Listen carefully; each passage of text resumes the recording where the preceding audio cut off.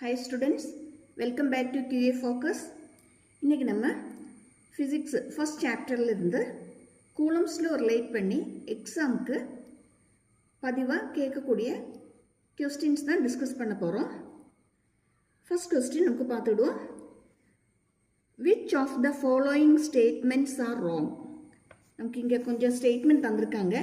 இதுல எந்த ஸ்டேட்மெண்ட் ராங்கா தந்திருக்காங்கன்னு டிஸ்கஸ் பண்ணோம். அதுக்கு முன்னாடியா coulombs law என்ன சொல்லுதாங்க நீங்க ஆல்ரெடி நீங்க படிச்சிருப்பீங்க உங்களுக்கு தெரியும் இருந்தும் சொல்லிடுதேன் பார்த்துடுங்க தெரியாதவங்களுக்கு வேண்டிட்டு சொல்லிடுதேன் பார்த்துடுங்க நம்ம ரெண்டு பாயிண்ட் சார்ஜ் Q1 Q2 ரெண்டு பாயிண்ட் சார்ஜ் r டிஸ்டன்ஸ்ல வச்சிருக்கு அப்படினா இதுக்கு இடையில ஆக்ட் பண்ணக்கூடிய எலக்ட்ரோஸ்டாட்டிக் ஃபோர்ஸ் இதோடைய ப்ராடக்ட்டுக்கு டைரக்ட்லி ப்ரொபோர்ஷனலாக இருக்கும் அப்படின்னா Q1 into Q2க்கு டைரக்ட்லி ப்ரொபோர்ஷனலாக இருக்கும் Q1 Q2 இன்க்ரீஸ் பண்ணால் ஏதோ இன்க்ரீஸ் பண்ணும் ஃபோர்ஸும் இன்க்ரீஸ் ஆகிடும் அதே மாதிரி it is also inversely proportional to square of the distance between them அதுக்கிடையில் வரக்கூடிய டிஸ்டன்ஸோடைய ஸ்கொயருக்கு இன்வர்ஸ்லி ப்ரொபோர்ஷனலாக இருக்கும் இன்வர்ஸ்லி மீன்ஸ் 1/. அப்படின்னா அதோடைய ஸ்டேட்மெண்ட் என்ன சொல்லலாம் லோ நமக்கு எப்படி ஸ்டேட் பண்ணலாம் electrostatic force between 2 point charges separated by a distance r in free space is first upon directly proportional to product Q1 Q2 and inversely proportional to square of the distance that is 1/r square or F is proportional to Q1 Q2 by r square. இந்த proportionality change பண்ணதுக்காக ஒரு constant introduce பண்ணோம் that is F equal to K into Q1 Q2 by R square. ஓகேயா இங்கே இந்த constant K னு சொல்லக்கூடியது K is equal to 1/4 pi epsilon 0. இந்த epsilon 0 என்னது அதுனா permittivity of free space. இந்த epsilon 0வை நம்ம permittivity of free space னு சொல்லுவோம் how is the medium can pass electric field lines அதுதான் நம்ம permittivity ன்னு சொல்லுது அதோட value 8.85 into 10 raised to minus 12 coulomb square per newton meter square இந்த k உடைய வேல்யூ k ன்னு சொல்லக்கூடியது 1/4 pi epsilon 0 தான் நமக்கு தெரியும் 4 again pi is another constant that is 3.14 epsilon 0 ட வேல்யூ நமக்கு இங்க தந்திருக்கு that is 8.85 into 10 raised to minus 12 இதை சப்ஸ்டிட்யூட் பண்ணா நமக்கு k யோட வேல்யூ கிடைக்கும் அந்த k யோட வேல்யூன்னு சொல்லக்கூடியது 9 into 10 raised to 9 the constant k is equal to 9 into 10 raised to 9 newton meter square per coulomb square okay இனி நம்ம क्वेश्चन வருவோம் question பார்த்துடுங்க Which of the following statements are wrong? First one, Coulomb's law is a universal law. Coulomb's law universal law ன்னு கேட்டிருக்கு. நீங்க கொஞ்சம் think பண்ணி பாருங்க. Coulomb's law universal law yeah? No, never. Coulomb's law is not a universal law. அது என்ன law கிடையாது? Universal law கிடையாது. Not universal law.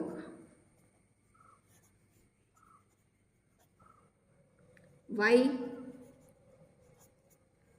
நீங்க நோட் பண்ணிடுங்க இதே ஒரு क्वेश्चन உங்களுக்கு எக்ஸாமுக்கு கேட்கலாம் Is Coulomb's law is a universal law? Give reason or explain or justify. பார்த்துடுங்க F median சொல்லக்கூடியது F median சொல்லுது 1/4 pi epsilon into Q1 Q2 by R square. Am I right? இதில் எப்சிலோன் சொல்லுது மீடியத்தோடைய பெர்மிட்டிவிட்டி அப்படின்னா medium change பண்ணால் ஏதும் change பண்ணிக்கிட்டே இருக்கும் epsilon change பண்ணிகிட்டே இருக்கும் எப்சிலோன் சேஞ்ச் பண்ணால் கண்டிப்பாக ஏதும் சேஞ்ச் ஆகிட்டுருக்கும் ஃபோர்ஸும் சேஞ்ச் ஆகிட்டுருக்கும் that means the force depends on permittivity of the medium therefore it is not an universal law எல்லா இடத்துமே கான்ஸ்டன்ட் கிடையாது இது டிபெண்ட்ஸ் ஆன் த மீடியம் அனுசரித்து இது வேரி பண்ணிக்கிட்டு இருக்கு அதனால இது என்னன்னு சொல்ல முடியாது. எல்லா இடத்துலையுமே கான்ஸ்டன்ட் அல்லாட்டினா எல்லா இடத்துலையுமே ஒரே மாதிரி தான் இதோட வேல்யூ வரும், ஒரே மாதிரி தான் இதை ஆக்ட் பண்ணணும் நமக்கு சொல்ல முடியாது. ஓகேயா? ஆனால் நீங்கள் இதை படிச்சிருப்பீங்க போன வருஷம், ஞாபகம் இருக்கா? Gravitational force F equal to Gm1 m2 by r square. அதில் ஜின்னு சொல்லுது கான்ஸ்டன்ட் தான், வேரி பண்ணாத. ஆனால் இங்கேனா எப்சிலோன் என்ன டிபெண்ட் பண்ணோம்? It depends on the medium, மீடியத்தை டிபெண்ட் பண்ணிட்டு இருக்கோம். ஓகே ஓகே, நமக்கு நெக்ஸ்ட் ஆப்ஷன் என்னன்னு பார்ப்போம். Coulomb's law obeys Newton's third law. Coulomb's law Newton's third law obey பண்ணுமா இல்லையா?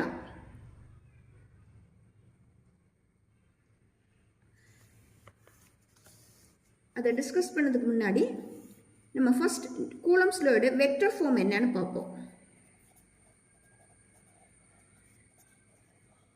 Coulombs law in vector form. Coulomb's law vector ஃபார்மில் எழுதும்போது force F is equal to K into Q1 Q2 by R square into R cap. What is R cap? R cap is the Q1 Q2 ரெண்டு charge, அது இடையில distance R. அப்படின்னா R cap சொல்லுது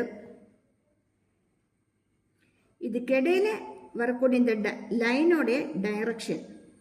That is the force from Q1 charge to Q2 charge. That means from Q1 to Q2. Similarly, the force acting from Q2 to Q1. That means the vector is from Q2 to Q1. அதாவது இந்த line, இந்த ரெண்டு point சார்ஜையும் join பண்ணக்கூடிய லைனோடைய டைரக்ஷனை தான் நம்ம இந்த R gap வச்சு represent பண்ணியிருக்கோம். ஓகேயா? அப்படின்னா Q1 Q2 ரெண்டு சார்ஜ் நம்ம இமேஜின் பண்ணியிருக்கோம். அதுக்கிடையில் டிஸ்டன்ஸை ஆர்னு எடுத்திருக்கோம். Q1ல இருந்து Q2க்குள்ள டிஸ்டன்ஸை R12ன்னு எடுத்திருக்கோம். சிமிலர்லி Q2ல இருந்து Q1 வரை உள்ள டிஸ்டன்ஸை R21ன்னு எடுத்திருக்கோம். கிளியரா? ஓகே, நம்ம கொஞ்சம் கூட கிளியரா பார்ப்போம். Q1 Q2 இதோடைய distance R. From Q1 to Q2 it is R12 cap direction. From Q2 to Q1 it is R21 cap. Then force on first charge, that is Q1, due to second charge. Let என்ன எழுதலாம்? Force on Q1 due to Q2 எழுதலாம். ஓகேயா? Force on first charge due to second one. அப்படின்னா first ஒன்ல act பண்ணக்கூடிய charge யார் மூலமா? Second one மூலமா. F12 equal to K into Q1 Q2 by distance R square. இது செகண்ட் சார்ஜ் மூலமா ஃபர்ஸ்ட் ஒன்ல ஆக்ட் பண்ணக்கூடிய ஃபோர்ஸ். அப்படின்னா இது நமக்கு என்ன எழுதலாம்? Direction from Q2 to Q1, that is R21 cap.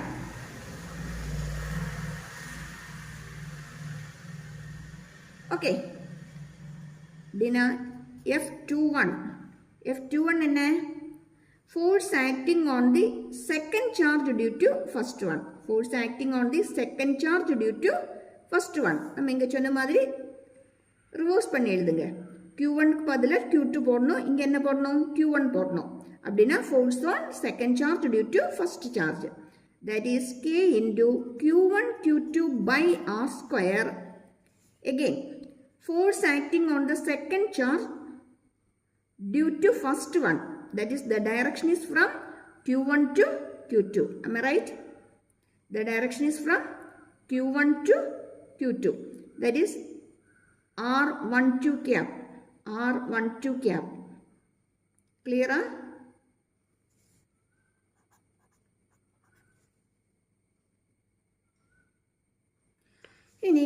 நீங்கள் இதில் ஒரு காரியம் நோட் பண்ணுங்க. இங்கே R12 இங்கேனா R21, but both are equal and opposite. Why? இதுனா யூனிட் வெக்டர் தான். இந்த டிஸ்டன்ஸ் ஆர்னு சொல்லக்கூடியது Q1லேருந்து Q2க்கு எடுத்தாலும் Q2லேருந்து Q1ல எடுத்தாலும் நமக்கு சேம் தான். அப்படியா? இதோடைய டைரக்ஷன் மட்டும்தான் சேஞ்ச் பண்ணுது. ஒன்றுனா லெஃப்டில் ஆக்ட் பண்ண, மற்றது ரைட்டில் ஆக்ட் பண்ணுது, அவ்வளோதான். மேக்னிடியூட் சேம் தான். அதனால நமக்கு என்ன எழுதலாம்? R12 equal to minus R21. R12 equal to minus R21. அப்படின்னா F21 is equal to K into Q1 Q2 by R square into இந்த R12க்கு பதிலா minus R21 எழுதலாம். That is minus R21 cap. இந்த மைனஸ் எடுத்து ஃபர்ஸ்ட் எழுதியாச்சு. மீதி K into Q1 Q2 by R square into R21 cap. Okay. But this quantity is equal to F12. Am I right? Check பண்ணிடுங்க. ஓகேயா? அப்படின்னா இதுக்கு பதிலா மைனஸ் F12 எழுதல.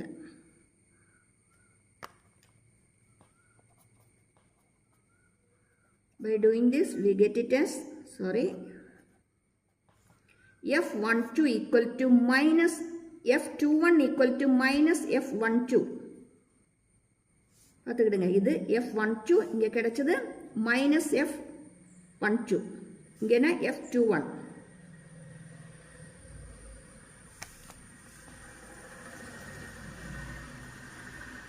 minus F12. ரெண்டு ஃபோர்ஸுமே ஈக்குவல் தான், but opposite. Equal and opposite force. Okay. Newton's third லா என்ன சொல்லுது? For every action there is equal and opposite reaction.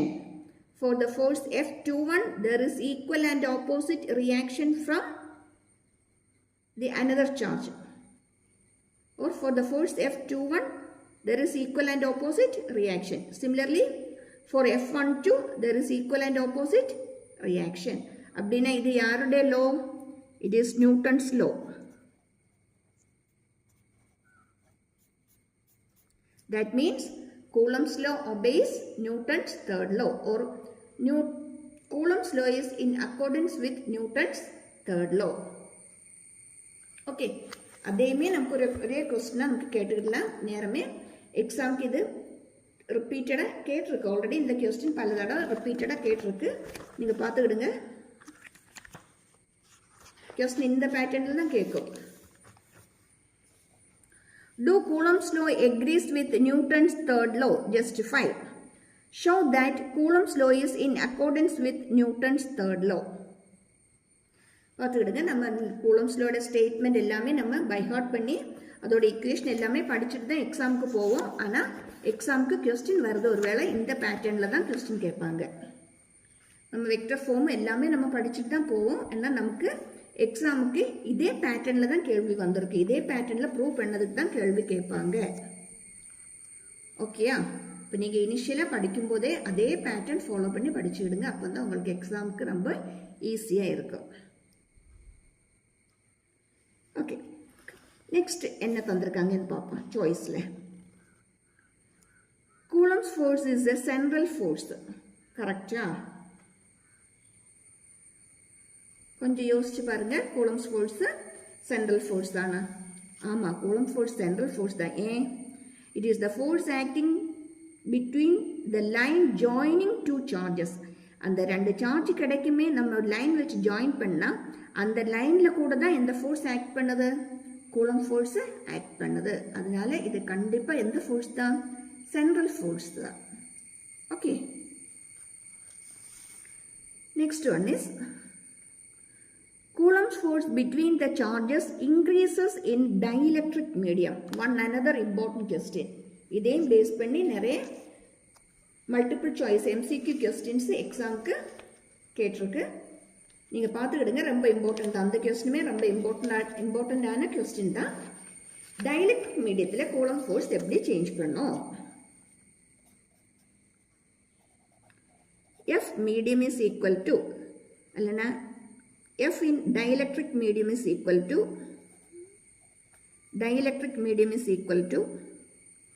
1 by 4 pi epsilon 0 K into Q1 Q2 by R square.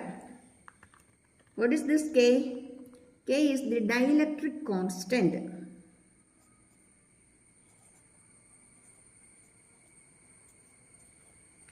Dielectric constant.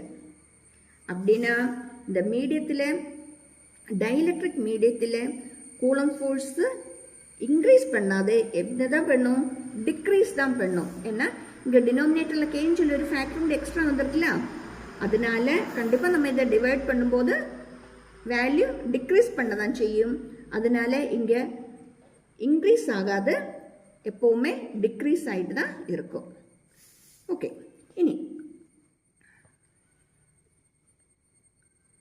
K dielectric constant சொல்லக்கூடியது F air by F medium தான். That is the ratio of the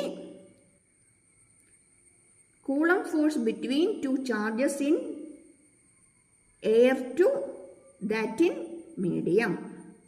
Ratio of what? Coulomb force between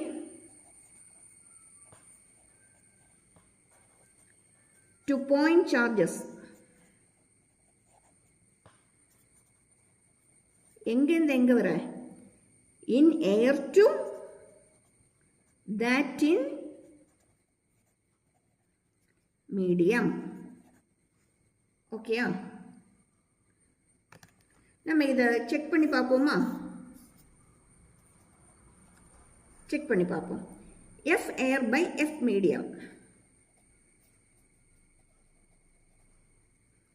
1 by 4 pi epsilon 0 Q1 Q2 by R square by 1 by 4 pi epsilon 0 K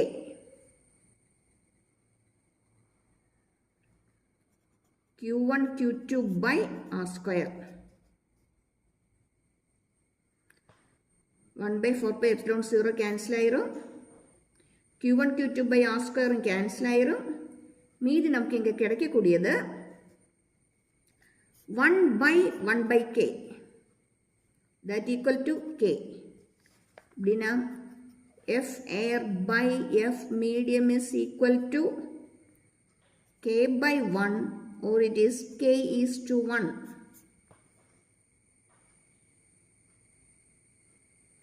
இதையுமே multiple choice கொஸ்டினா, objective கொஸ்டினா நமக்கு இது எக்ஸாமுக்கு வரலாம். பார்த்துக்கிடுங்க, நேரம் வந்திருக்கு, முன்னாடி வந்திருக்கு. The ratio of force between two point charges in air to a medium of dielectric constant K is, கீழே options K is to 1, 1 by K is to 1, 1 is to K, root 2 is to K, எப்படி வேணாலும் நமக்கு வரலாம். இதோட solution எப்படி பண்ணுவீங்க? ஆமாம், F air by F medium சொல்லுது. இந்த மாதிரி ஒர்க் அவுட் பண்ணி வந்தால் நமக்கு என்ன கிடைக்கும்? K is to 1 கிடைக்கும். ஓகே, இதோட ரிலேட் பண்ணி ஒரு எக்ஸ்ட்ரா பாயிண்ட் கூட நீங்கள் பார்த்துக்கிடுங்க. நீங்கள் ஆல்ரெடி ரிலேட்டிவ் பெர்மிட்டிவிட்டி படிச்சிருப்பீங்க, epsilon R that equal to epsilon by epsilon 0. ஓகேயா? Ratio of the permittivity in medium to permittivity in free space. இந்த K தான் நம்ம என்னன்னு சொல்லுவோம்? டைஎலக்ட்ரிக் கான்ஸ்டன்ட் Kன்னு சொல்லுது. இந்த எப்சிலோன் ஆர் தான் K. ரிலேட்டிவ் பெர்மிட்டிவிட்டி எப்சிலன் ஆரை தான் நம்ம என்னன்னு சொல்லுது, டைஎலக்ட்ரிக் கான்ஸ்டன்ட் கேன்னு சொல்லுது. இது ரொம்ப இம்பார்ட்டൻ്ட் ஆனது. ஏன்னா நம்ம நெக்ஸ்ட் சாப்டரில் எலக்ட்ரோஸ்டாட்டிக் பொட்டன்ஷியலில் கப்பாசிட்டர் படிக்கும்போது அங்கே நிறைய இடத்துல நமக்கு இது அப்ளை பண்ண வேண்டியதாக வருது. அதனால இதை கவனமாக படிச்சுடுங்க, ரொம்ப இம்பார்ட்டன்ட் தான். ஓகேயா? அப்படின்னா இந்த ஒரு கொஸ்டினை டிஸ்கஸ் பண்ணதுலேயே நம்ம எவ்வளோ பாயிண்ட்ஸ் நம்ம கவர் பண்ணியிருக்கோம். இது எல்லாமே ப்ரீவியஸ் எக்ஸாமுக்கு கேட்ட கொஸ்டின்ஸ் தான். உங்களுக்கு term exam, periodic exam, half yearly exam, model exam, public exam, இது எல்லாத்துக்குமே ரிப்பீட்டடாக கேட்கக்கூடிய கொஸ்டின்ஸ் தான் இது. கண்டிப்பாக நிச்சயமாக படிச்சுடுங்க. இந்த சேனலை சப்ஸ்கிரைப் பண்ணிவிடுங்க. நிச்சயமாக உங்களுக்கு ஹெல்ப்ஃபுல்லாக தான் இருக்கும். எக்ஸாம் பேஸ் பண்ணி வர்றது தான் நம்ம டாபிக் ரிலேட்டடாக எக்ஸாம் பேஸ் பண்ணி வரக்கூடிய கொஸ்டின்ஸு மேட்ரு தான் நம்ம டிஸ்கஸ் பண்ணுதோம். அதனால் கண்டிப்பாக சப்ஸ்கிரைப் பண்ணிவிடுங்க, ஷேர் பண்ணிவிடுங்க, லைக் பண்ணிவிடுங்க. Shall we move to the next question? F is the force acting between 2 point charges separated by a distance d. If the distance between them is reduced to 1/3 of the initial value, the magnitude of the force between. One more interesting question. Questionல என்ன கேட்டிருக்காங்க? ரெண்டு சார்ஜுக்கு இடையிலோட distance d தான். அங்கே act பண்ணக்கூடிய force F. அதோடைய டிஸ்டன்ஸை நம்ம 1/3 reduce பண்ணிட்டா force எப்படி சேஞ்ச் பண்ணணும்னு ஃபைண்ட் அவுட் பண்ணதுக்கு தான் கேட்டிருக்காங்க. பார்ப்போம். நீங்கள் இதை பார்த்துக்கிடுங்க. ஆல்ரெடி இங்கே ரெண்டு சார்ஜ் Q1 Q2 d டிஸ்டன்ஸில் வச்சுருக்கு. அப்படின்னா இதுக்கிடையில் ஆக்ட் பண்ணக்கூடிய force F is equal to K into Q1 Q2 by d square. கரெக்டா? நம்ம என்ன செய்தோம்னா இதுக்கிடையில் இருக்கக்கூடிய டிஸ்டன்ஸை 1/3 ரெடியூஸ் பண்ணிட்டோம். அப்படின்னா நியூ டிஸ்டன்ஸு d/3. அங்கே ஆக்ட் பண்ணக்கூடிய ஃபோர்ஸு F டேஷ். ஏன்னா ஃபோர்ஸ் சேஞ்ச் ஆகிருக்கும். அது எப்படி சேஞ்ச் பண்ணியிருக்குன்னு நமக்கு ஃபைண்ட் அவுட் பண்ணுவோம். K Q1 Q2 by the new distance is d/3. Am I right? That is d/3 the whole square. K Q1 Q2 by d square by 3 square is 9. இதை reciprocal எடுக்கும்போது 9 மேலே வந்துடும். 9 into remaining K Q1 Q2 by R square. ஓகேயா? நம்ம இதை solve பண்ணும்போது reciprocal வரும். Reciprocal வரும்போது இந்த 9 மேலே வந்துடும். இனி நீங்கள் இதை பார்த்துக்கிடுங்க. இதுனா இந்த F தான், இனிஷியல் ஃபோர்ஸ் தான். ஓகேயா? that is 9F. F dash is equal to 9F. Force எப்படி change ஆயிட்டுது? The force become 9 times the initial force. ஓகேயா? இதே மாதிரி நிறைய questions MCQல கேட்கலாம். இந்த பேட்டர்ன்ல நிறைய questions செஞ்சு ப்ராக்டிஸ் பண்ணிவிடுங்க. One more example தாரேன். F is the force acting between two charges separated by a distance d. If the magnitude of one of the charges will be doubled, the new force become. Option தந்திருக்கு F 2F F/2 0. ஹோம்ஒர்க்கை work out பண்ணி பார்த்துக்கிடுங்க. Answer கிடைச்சிரும். Simple தான். கிடைக்கலன்னா comment பாக்ஸில் போட்டிருக்கு, comment பண்ணிக்கிடுங்க. நான் சொல்யூஷன் போட்டுக்கிட்டேன். ஓகேயா? இந்த சாப்டருடைய டீட்டெயில் நோட்ஸு இன்னொரு வீடியோவில் அப்லோட் பண்ணியிருக்கேன். அதோடைய லிங்க்கு நான் கமெண்ட் பாக்ஸில் போட்டுக்கிட்டேன். உங்களுக்கு ஃபுல் சாப்டர் நோட்ஸ் வேணும்னா நீங்கள் அதை பார்த்துக்கிடுங்க. ஓகே, ஒன்ஸ் அகெயின் சப்ஸ்கிரைப் பண்ண மறந்துடாதீங்க. ஷேர் பண்ணுங்கள், லைக் பண்ணுங்கள். தேங்க்யூ ஃபார் வாட்சிங்.